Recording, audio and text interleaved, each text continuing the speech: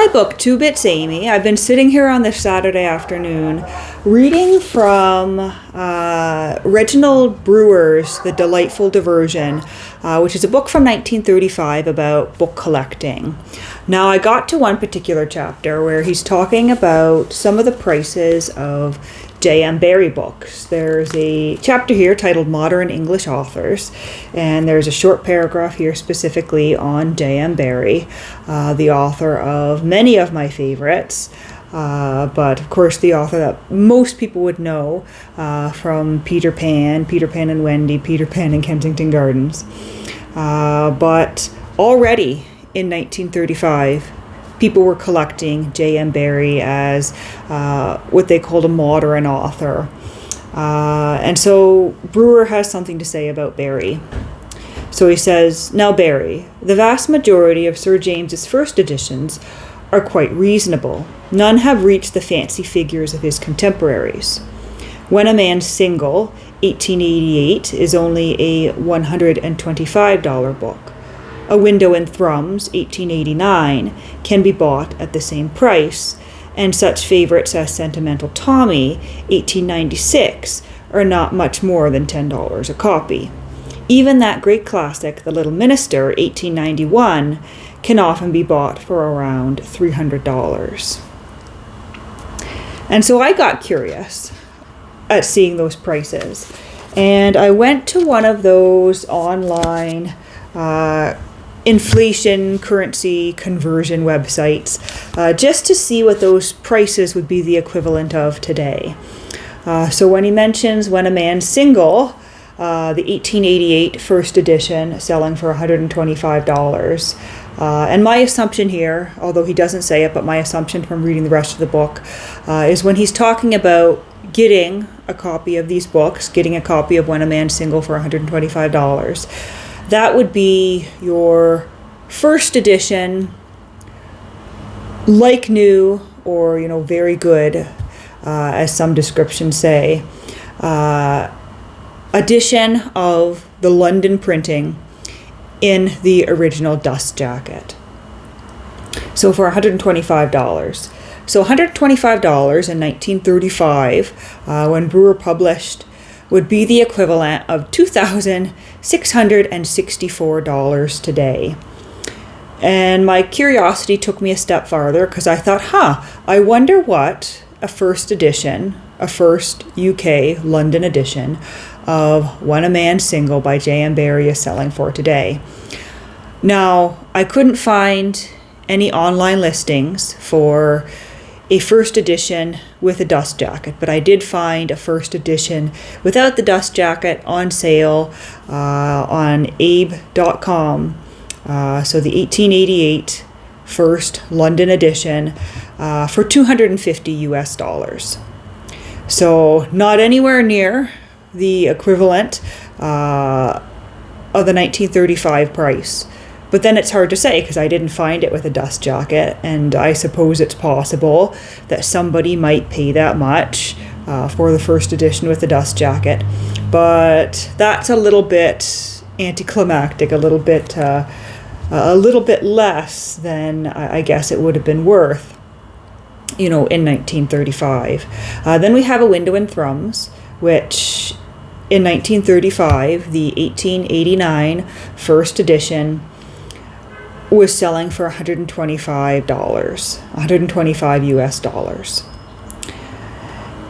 And so that would be, the same thing, that same equivalent of $2,664 in, money today.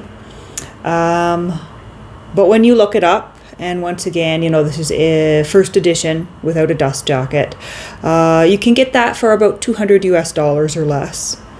But once again, no dust jacket. There's no versions available for sale, no editions for sale right now with dust jackets. And then another title here, Sentimental Tommy, one of my favorites. The 1896 first edition. He said you could get it for the price of $10 back in 1935.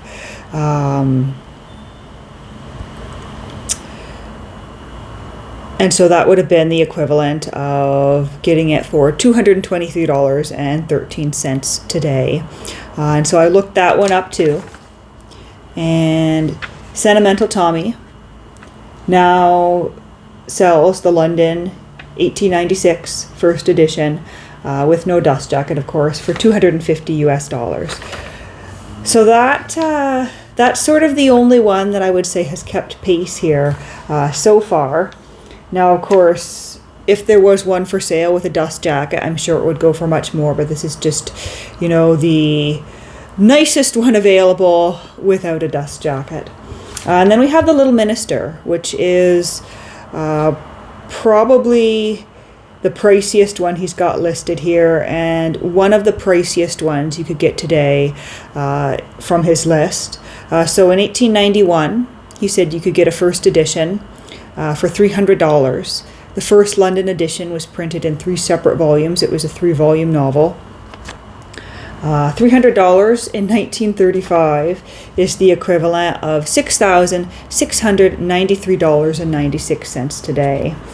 Now, there was no edition available online with dust jackets or anything, but I did see 1 or 2 different postings for the 3-volume first edition from London for about $1,100 or about $900. There were a couple of sets available that had been rebound or that had been taken out of their original binding and rebound into one solid volume, available for between $700 and $800, but for the most part in the original binding, about $1,100. But that's a far cry from the 6,693 equivalent dollars in 1935. Now, of course, maybe these prices would be realized if there was a posting with dust jackets, but it's hard to say without being able to find that posting. And my curiosity almost wants to take me a bit farther to dig into my A. Edward Newton catalogs and see what remind myself what some of his J.M. Barrie sold for at auction, because I know he did have some J.M. Barrie titles in his collection, and certainly those would have been association copies, and so the prices were probably much higher, or a little bit higher than market rate at least, but that would have been a good 10 years after Brewer's price estimations, but it is interesting. Not that I collect J.M. Barrie for the prices. In fact, I'm almost relieved they haven't kept pace with what he describes here in his book. And of course, mine are not first editions. I think I have one first edition J.M. Barrie that's not in great condition, and I'm not 100% sure it's a first edition. It's the Little White Bird, and everything about it has led me to think it's some sort of first edition, but I don't have expertise in determining first editions for J.M. Barrie titles. But for the most part, my J.M. Barrie collection is second, third, fourth, fifth, sixth editions, reprintings from other publishers, later illustrated editions, that kind of thing. Because in my own collecting, I'm not, prizing above all else that, pristine first edition with the dust jacket where it looks, unread. When it comes to my collecting interests, well, you can see from this book here, I bought the cheapest version available, and it didn't bother me that somebody had used the book as a coaster and there's a coffee stain. But I'm immensely enjoying the chapters in this book. It's fun because he starts out by referencing A. Edward Newton, and he digs into, I guess, some of my collecting interests, because there's, J.M. Barrie coming up here, and all sorts of fun stuff here. But yeah, that's my little, I guess, avenue of following book prices. And I'm going to shut this camera down and get back to my reading.